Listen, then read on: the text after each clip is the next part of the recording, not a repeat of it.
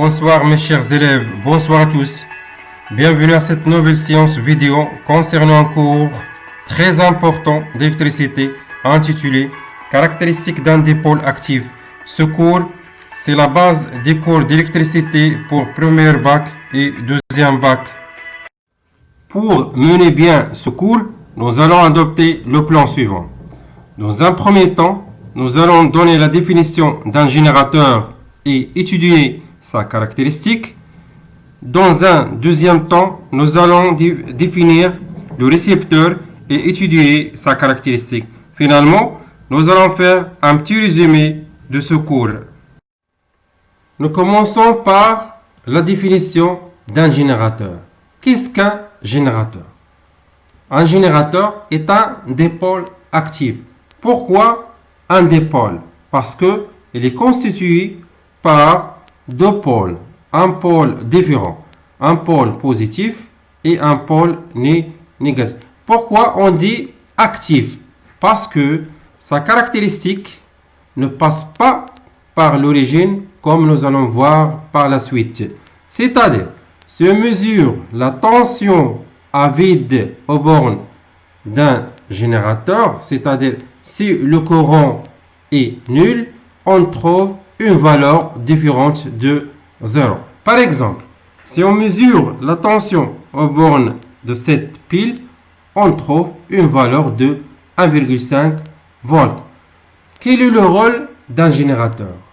Les générateurs, en général, ce sont des sources d'énergie électrique. Donc, un générateur fournissant l'énergie électrique au reste d'un circuit fermé. On représente un générateur par le symbole suivant. Ce symbole est constitué par deux pôles, bien sûr, différents. Un pôle positif qu'on note P et un pôle négatif qu'on note N. Il faut bien souligner que dans la convention générateur, la tension EPN au bord d'un générateur et le courant débité par cet générateur ont de même sens. Des exemples pour les générateurs, on trouve les piles de différentes formes, les accumulateurs, ce sont bien sûr des piles rechargeables comme la batterie d'une ou bien d'un téléphone portable et ou bien sûr la batterie d'une voiture. On trouve aussi ce qu'on appelle les cellules photovoltaïques qui transforment l'énergie solaire en énergie électrique. Dans la suite de ce cours, nous allons tracer et étudier et discuter la caractéristique d'un générateur et plus précisément la caractéristique d'une pile. Donc, pour tracer la caractéristique d'une pile, on travaille ici par une pile de 9 volts. On utilise le montage C50.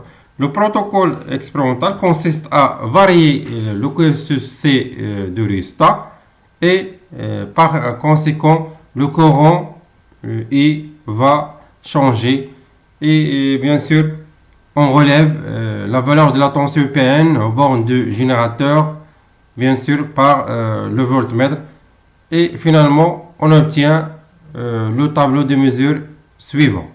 Donc pour I est égal à 0, c'est-à-dire lorsque l'interrupteur est ouvert, on trouve EPN est égal à 9 volts, c'est-à-dire la tension à vide, c'est-à-dire la tension lorsque I est égal à 0.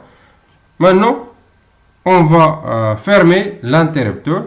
Pour I, et bien sûr, on change la position du cursus du rhéostat C. Pour I est égal à 0,25 ampères, on trouve EPN 8 volts. Pour I est égal à 0,5, on trouve EPN 7. Pour I est égal à 0,80 ou bien 75 ampères, on trouve EPN est égal à 6 volts. Et finalement, si I est égal à 1 ampère, on trouve EPN est égal à 5 volts. Maintenant, nous allons tracer la caractéristique EPN en fonction de I. Bien sûr, on obtient la caractéristique suivante.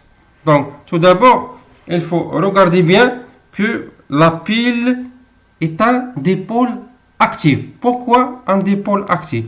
Parce que sa caractéristique ne passe pas par l'origine. Il passe directement par le point, bien sûr, A, bien sûr, qui a des d'ordonnées différents de 0. Donc, la pile est un dipôle actif et linéaire. Pourquoi linéaire? Parce que sa caractéristique, bien sûr, est une droite. Est une droite, bien sûr. Ou bien portion d'une droite. Donc, il faut bien remarquer que, bien sûr, l'équation de la caractéristique est une fonction affine. C'est-à-dire, elle s'écrit sous forme y est égal à x plus b, avec bien sûr ici y c'est EPN et bien sûr x c'est le courant I. Avec A c'est bien sûr c'est la pente ou bien le coefficient directeur et b c'est bien sûr c'est l'ordonnée à l'origine. Donc comment déterminer A et B? Ou bien déterminons A et B. Donc pour A, bien sûr, si le coefficient directeur de la droite ou bien la pente, pour le calculer, il faut bien sûr prendre deux points, par exemple ici, c'est A et B, et bien sûr faire la variation du delta UPN sur la variation de delta I.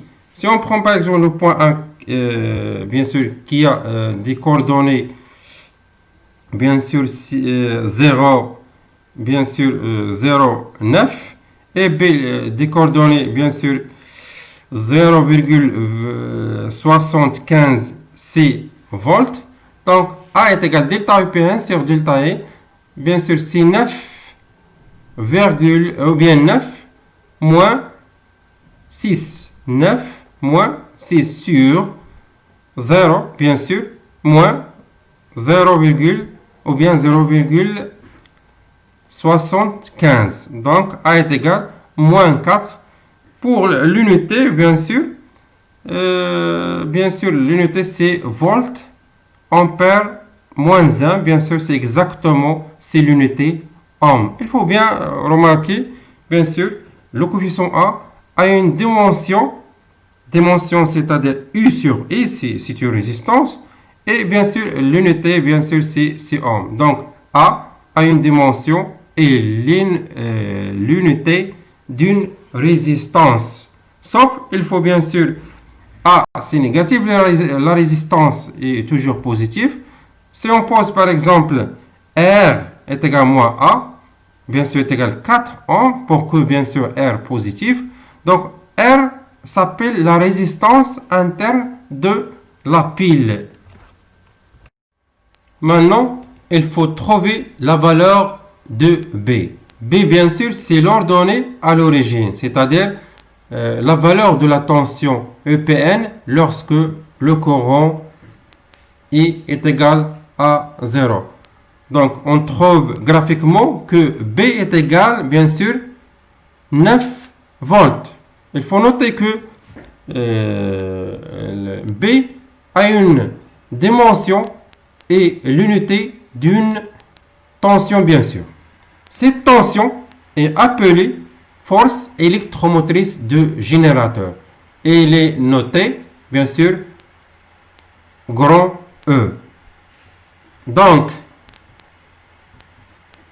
ou bien finalement, on trouve l'équation de la caractéristique d'une pile, s'écrit sous forme, bien sûr, EPN est égal à I plus B.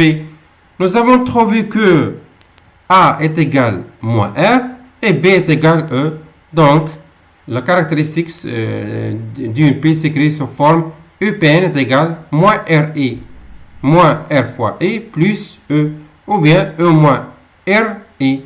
Si on fait l'application numérique, l'équation de la caractéristique d'une pile devient, de cette pile bien sûr, EPN est égal à moins 4 fois I plus 9.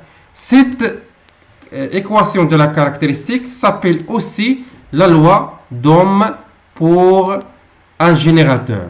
Donc, comme conclusion de cette première partie, la loi d'Ohm pour un générateur linéaire s'écrit sous forme UPN est égal à E moins R fois I.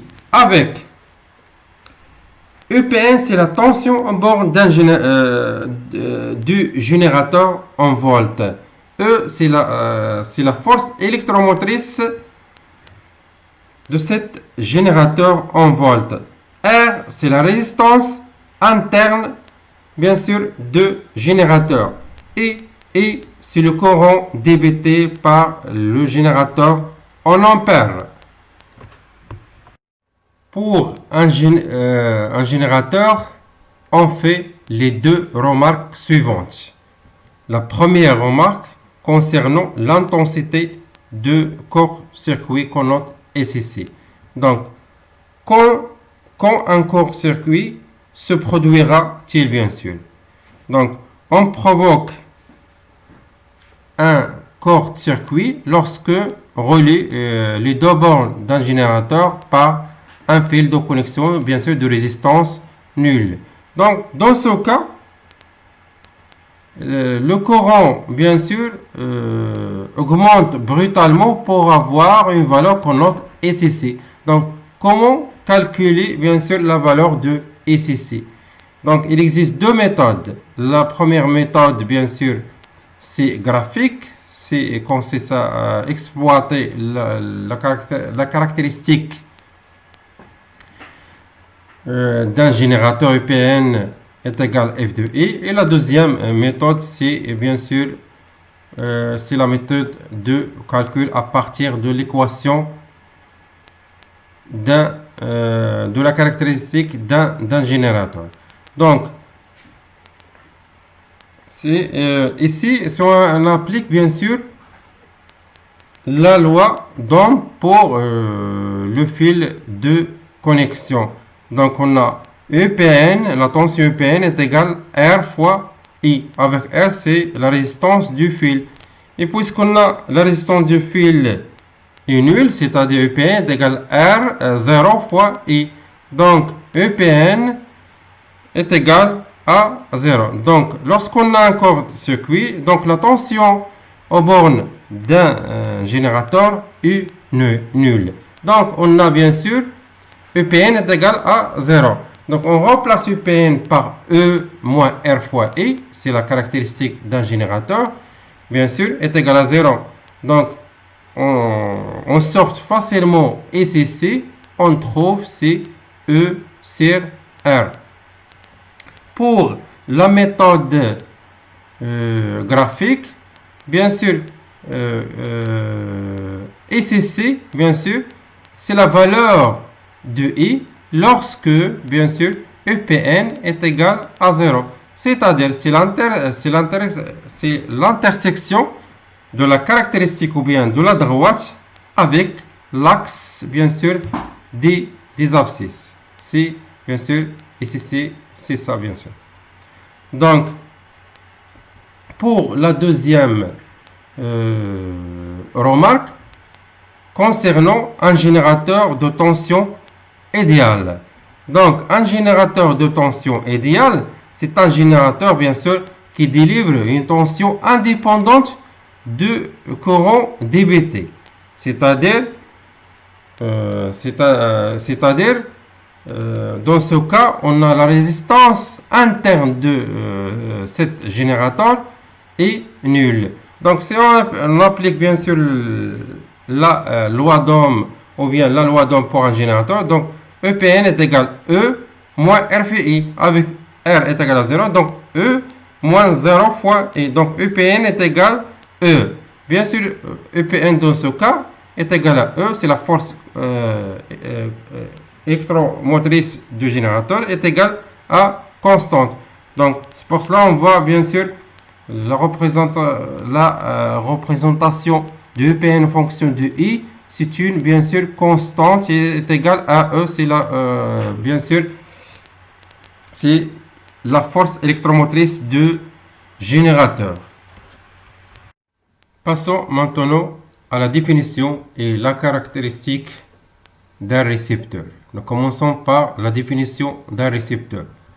Le récepteur est un dipôle qui reçoit une énergie électrique et la transforme en autre forme d'énergie. Par exemple, le moteur électrique, il transforme l'énergie électrique en énergie mécanique.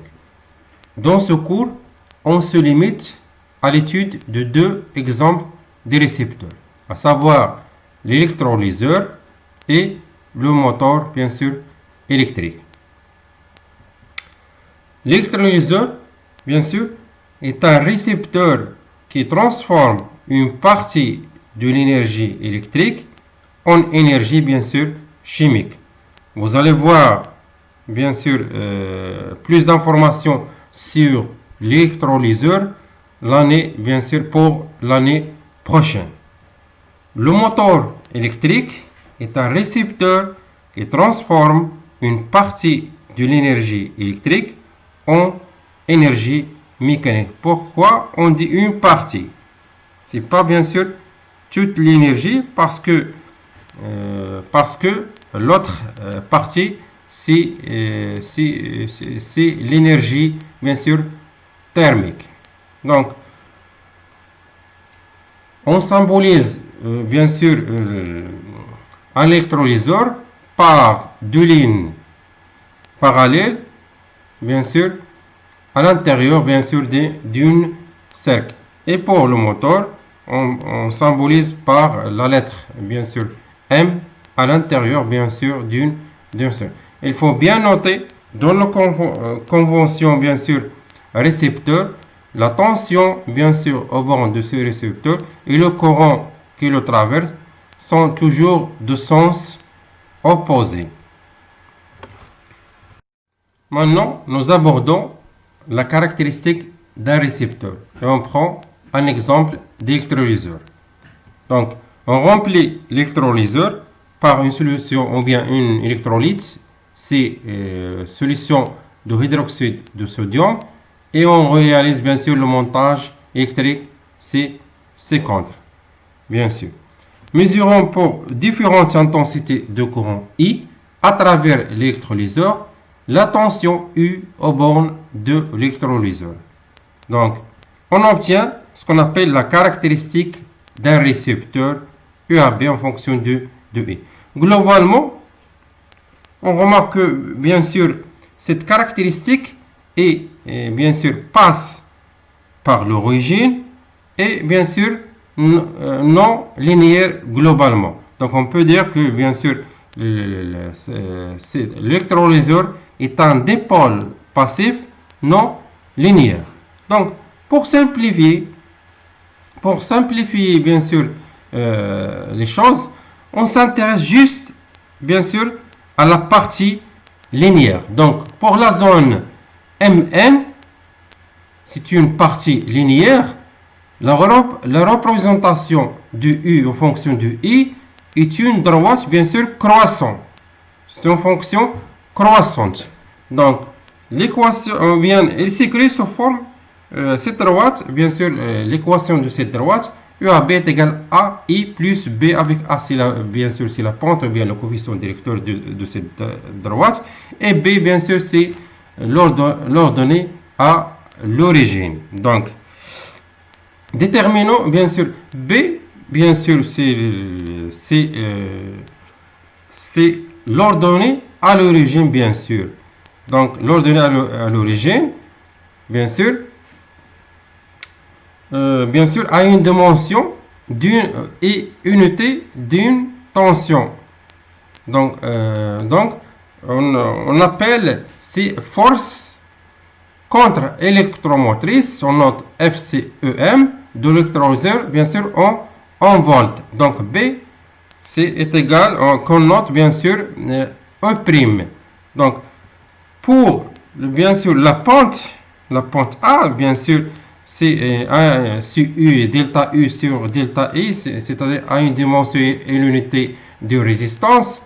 Donc, on appelle, c'est la résistance interne de l'électrolyseur, bien sûr, en ohm. Donc, d'où, bien sûr, la tension aux bornes de l'électrolyseur, bien sûr, dans cette partie M1 qui est, bien sûr, linéaire, a pour expression, bien sûr, UAB est égal, bien sûr, B sur E', plus, bien sûr, A c'est R' multiplié par I. Bien sûr, c'est une fonction, bien sûr, fonction affine, bien sûr, de pente égale à R'.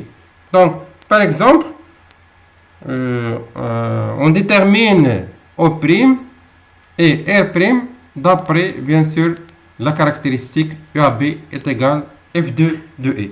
Donc, c'est très facile. R', bien sûr, c'est delta du UAB sur delta du E. On prend, par exemple, deux points. Point, bien sûr, de coordonnées 1,4 et 5 volts et 0,4, bien sûr, 3,3 volts. On trouve R', c'est 2 ohms. Pour bien sûr O', c'est bien sûr c'est l'ordonnée à l'origine, c'est-à-dire c'est la valeur du AB quand I est égal à 0. Donc c'est ça. Donc c'est 2,2 volts.